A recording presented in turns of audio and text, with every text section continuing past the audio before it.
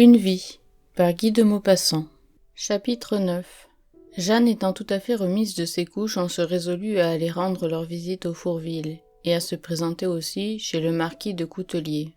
Julien venait d'acheter dans une vente publique une nouvelle voiture, un phaéton, ne demandant qu'un cheval, afin de pouvoir sortir 2 fois par mois. Elle fut attelée par un jour clair de décembre, et après 2 heures de route à travers les plaines normandes, on commença à descendre en un petit vallon dont les flancs étaient boisés et le fond mis en culture. Puis les terres ensemencées furent bientôt remplacées par des prairies, et les prairies par un marécage plein de grands roseaux secs en cette saison, et dont les longues feuilles bruissaient pareilles à des rubans jaunes.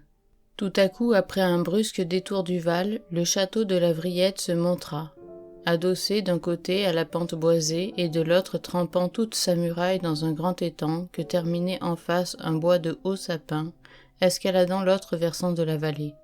Il fallut passer par un antique pont-levis et franchir un vaste portail Louis XIII pour pénétrer dans la cour d'honneur, devant un élégant manoir de la même époque, à encadrement de briques, flanqué de tourelles coiffées d'ardoises. Julien expliquait à Jeanne toutes les parties du bâtiment, en habitué qui le connaît à fond. Il en faisait les honneurs, s'extasiant sur sa beauté. « Regarde-moi ce portail. Est-ce grandiose une habitation comme ça, hein ? Toute l'autre façade est dans l'étang, avec un perron royal qui descend jusqu'à l'eau, et 4 barques sont amarrées au bas des marches, 2 pour le comte et 2 pour la comtesse. Là-bas à droite, là où tu vois le rideau de peupliers, c'est la fin de l'étang. C'est là que commence la rivière qui va jusqu'à Fécamp. C'est plein de sauvagines ce pays. Le comte adore chasser là-dedans. Voilà une vraie résidence seigneuriale. » La porte d'entrée s'était ouverte et la pâle comtesse apparut, venant au-devant de ses visiteurs, souriante, vêtue d'une robe traînante, comme une châtelaine d'autrefois. Elle semblait la belle dame du lac, née pour ce manoir de comte. Le salon, à 8 fenêtres, en avait 4 ouvrant sur la pièce d'eau, et sur le sombre bois de pin qui remontait le coteau juste en face. La verdure à tons noirs rendait profond, austère et lugubre l'étang, et quand le vent soufflait, les gémissements des arbres semblaient la voix du marais. La comtesse prit les 2 mains de Jeanne comme si elle eût été une amie d'enfance, puis la fit asseoir et se mit près d'elle sur une chaise basse, tandis que Julien, en qui toutes les élégances oubliées renaissaient depuis 5 mois, causait, souriait, doux et familier.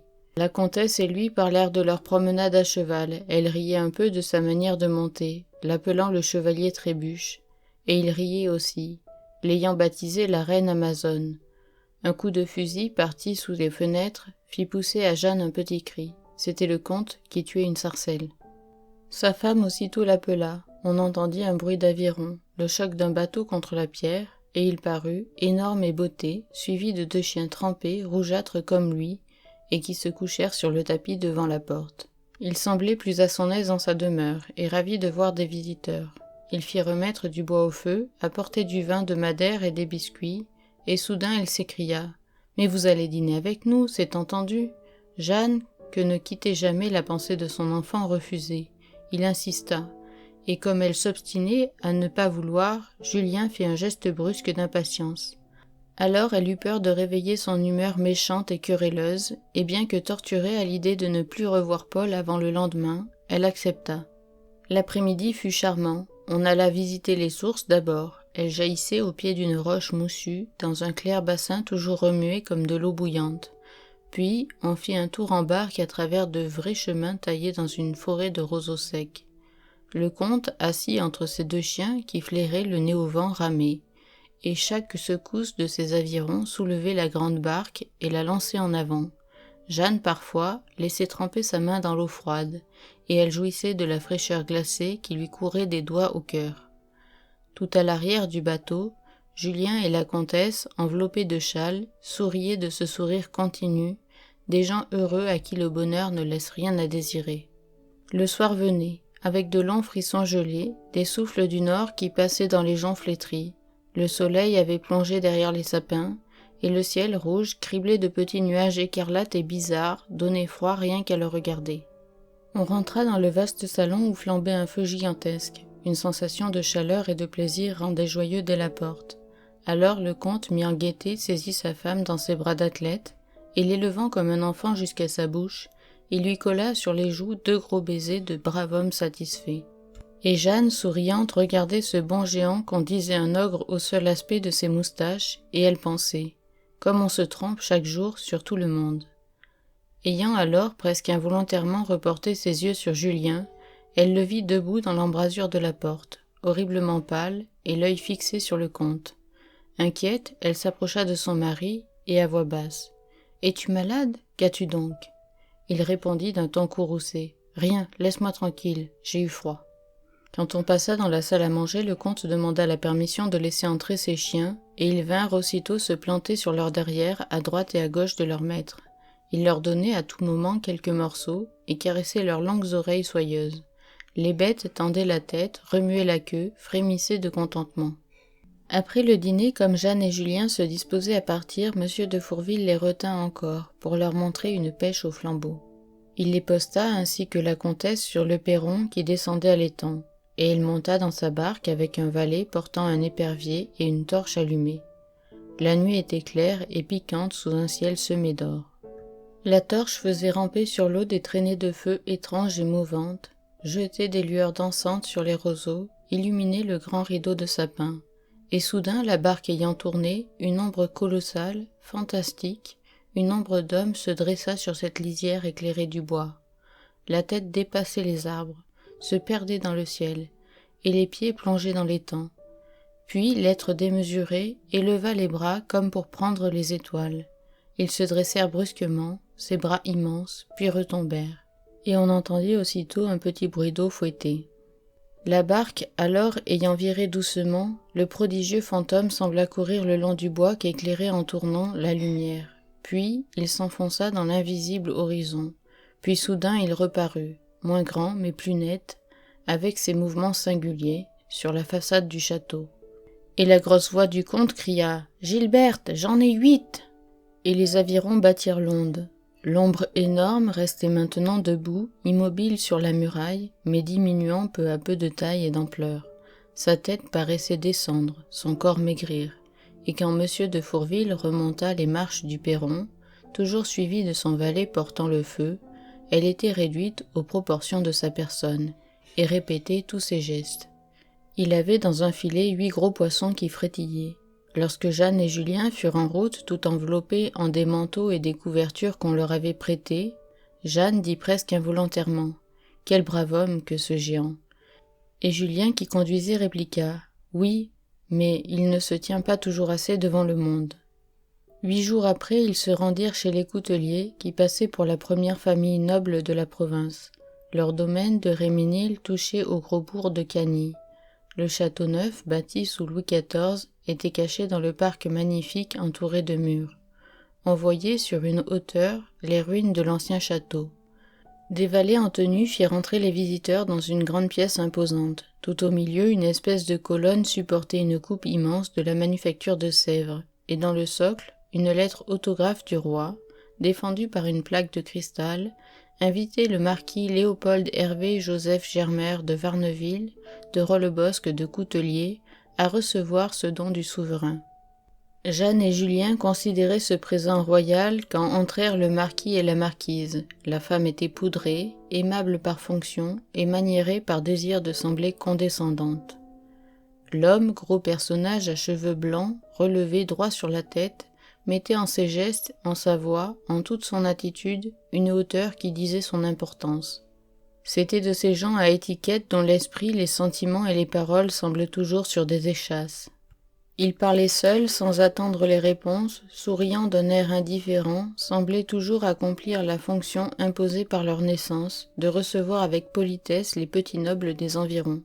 Jeanne et Julien, perclus, s'efforçaient de plaire, gênés de rester davantage, inhabiles à se retirer. Mais la marquise termina elle-même la visite, naturellement, simplement, en arrêtant à point la conversation, comme une reine polie qui donne congé. En revenant, Julien dit « Si tu veux, nous bornerons là nos visites. Moi, les Fourville me suffisent. » Et Jeanne fut de son avis. Décembre s'écoulait lentement. Ce mois noir, trop sombre au fond de l'année, la vie enfermée recommençait comme l'an passé. Jeanne ne s'ennuyait point cependant, toujours préoccupée de Paul, que Julien regardait de côté, d'un œil inquiet et mécontent. Souvent, quand la mère le tenait en ses bras, le caressait avec ces frénésies de tendresse qu'ont les femmes pour leur enfant, elle le présentait au père en lui disant « Mais embrasse-le donc, on dirait que tu ne l'aimes pas. » Il effleurait du bout des lèvres, d'un air dégoûté, le front glabre du marmot, en décrivant un cercle de tout son corps, comme pour ne point rencontrer les petites mains remuantes et crispées. Puis il s'en allait brusquement. On eût dit qu'une répugnance le chassait. Le maire, le docteur et le curé venaient dîner de temps en temps. De temps en temps, c'étaient les Fourville, avec qui on se liait de plus en plus. Le comte paraissait adorer Paul. Il le tenait sur ses genoux pendant toute la durée des visites ou même pendant des après-midi tout entiers. Il le maniait d'une façon délicate dans ses grosses mains de colosse, lui chatouillait le bout du nez avec la pointe de ses longues moustaches, puis l'embrassait par élan passionné à la façon des mères. Il souffrait continuellement de ce que son mariage demeura stérile.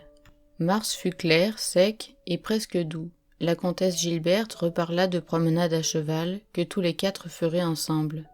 Jeanne, lasse un peu des longs soirs, des longues nuits, des longs jours pareils et monotones, consentit, toute heureuse à ses projets. Et pendant une semaine, elle s'amusa à confectionner son Amazone. Puis ils commencèrent les excursions. Ils allaient toujours deux par deux, la comtesse et Julien devant, le comte et Jeanne sans pas derrière. Ceux-ci causaient tranquillement, comme deux amis, car ils étaient devenus amis par le contact de leurs âmes droites, de leur cœur simple. Ceux-là parlaient bas souvent, riaient parfois par éclats violents, se regardaient soudain comme si leurs yeux avaient à se dire des choses que ne prononçait pas leur bouche, et ils partaient brusquement au galop, poussés par un désir de fuir, d'aller plus loin, très loin. Puis Gilberte parut devenir irritable. Sa voix vive, apportée par des souffles de brise, arrivait parfois aux oreilles des deux cavaliers attardés. Le comte alors souriait, disait à Jeanne « Elle n'est pas tous les jours bien levée, ma femme. » Un soir, en rentrant comme la comtesse excitait sa jument, la piquant puis la retenant par secousses brusques, on entendit plusieurs fois Julien lui répéter « Prenez donc garde, vous allez être emporté. » Elle répliqua « Tant pis, ce n'est pas votre affaire. » D'un ton si clair et si dur que les paroles nettes sonnèrent par la campagne, comme si elles restaient suspendues dans l'air. L'animal se cabrait, ruait, bavait. Soudain le comte inquiet cria de ses forts poumons « Fais donc attention, Gilberte !» Alors, comme par défi, dans un de ces énervements de femme que rien n'arrête, elle frappa brutalement de sa cravache entre les deux oreilles la bête qui se dressa, furieuse, battit l'air de ses jambes de devant, et retombant, s'élança d'un bond formidable et détala par la plaine, de toute la vigueur de ses jarrets. Elle franchit d'abord une prairie, puis se précipitant à travers les champs labourés, elle soulevait en poussière la terre humide et grasse, et filait si vite qu'on distinguait à peine la monture et l'Amazone. Julien, stupéfait, restait en place, appelant désespérément « Madame, madame !» Mais le comte eut une sorte de grognement, et se courbant sur l'encolure de son pesant cheval, il le jeta en avant d'une poussée de tout son corps, et il le lança d'une telle allure, l'excitant, l'entraînant, l'affolant avec la voix, le geste et l'éperon, que l'énorme cavalier semblait porter la lourde bête entre ses cuisses et l'enlever comme pour s'envoler. Ils allaient d'une inconcevable vitesse, se ruant droit devant eux, et Jeanne voyait là-bas les deux silhouettes de la femme et du mari fuir, diminuer, s'effacer, disparaître comme on voit deux oiseaux se poursuivant, se perdre et s'évanouir à l'horizon. Alors Julien se rapprocha toujours au pas en murmurant d'un air furieux « Je crois qu'elle est folle aujourd'hui ». Et tous deux partirent derrière leurs amis, enfoncés maintenant dans une ondulation de plaine. Au bout d'un quart d'heure, ils les aperçurent qui revenaient, et bientôt ils les joignirent. Le comte, rouge, en sueur, riant, content, triomphant, tenait de sa poigne irrésistible le cheval frémissant de sa femme. Elle était pâle, avec un visage douloureux et crispé, et elle se soutenait d'une main sur l'épaule de son mari, comme si elle allait défaillir. Jeanne, ce jour-là, comprit que le comte aimait éperdument. Puis la comtesse, pendant le mois qui suivit, se montra joyeuse comme elle ne l'avait jamais été. Elle venait plus souvent au peuple, riait sans cesse, embrassait Jeanne avec des élans de tendresse. On eût dit qu'un mystérieux ravissement était descendu sur sa vie. Son mari, tout heureux lui-même, ne la quittait point des yeux, et tâchait à tout instant de toucher sa main, sa robe, dans un redoublement de passion. Il disait un soir à Jeanne « Nous sommes dans le bonheur en ce moment. Jamais Gilberte n'avait été gentille comme ça. Elle n'a plus de mauvaise humeur, plus de colère. Je sens qu'elle m'aime. Jusqu'à présent, je n'en étais pas sûre. Julien aussi semblait changer, plus gai, sans impatience, comme si l'amitié des deux familles avait apporté la paix et la joie dans chacune d'elles. Le printemps fut singulièrement précoce et chaud. Depuis les douces matinées jusqu'aux calmes et tièdes soirées, le soleil faisait germer toute la surface de la terre. C'était une brusque et puissante éclosion de tous les germes en même temps, une de ces irrésistibles poussées de sève, une de ces ardeurs à renaître que la nature montre quelquefois en des années privilégiées qui feraient croire à des rajeunissements du monde. Jeanne se sentait vaguement troublée par cette fermentation de vie. Elle avait des alanguissements subites, en face d'une petite fleur dans l'herbe, des mélancolies délicieuses, des heures de mollesse rêvassantes. Puis elle se sentit envahie par des souvenirs attendris des premiers temps de son amour. Non qu'il lui revint au cœur un renouveau d'affection pour Julien. C'était fini cela, bien fini pour toujours. Mais toute sa chair caressée des brises pénétrée des odeurs du printemps, se troublait, comme sollicitée par quelque invisible et tendre appel. Elle se plaisait à être seule, à s'abandonner sous la chaleur du soleil toute parcourue de sensations, de jouissances vagues et sereines qui n'éveillaient point d'idées. Je vous dis à bientôt pour une nouvelle vidéo. N'hésitez pas à vous abonner.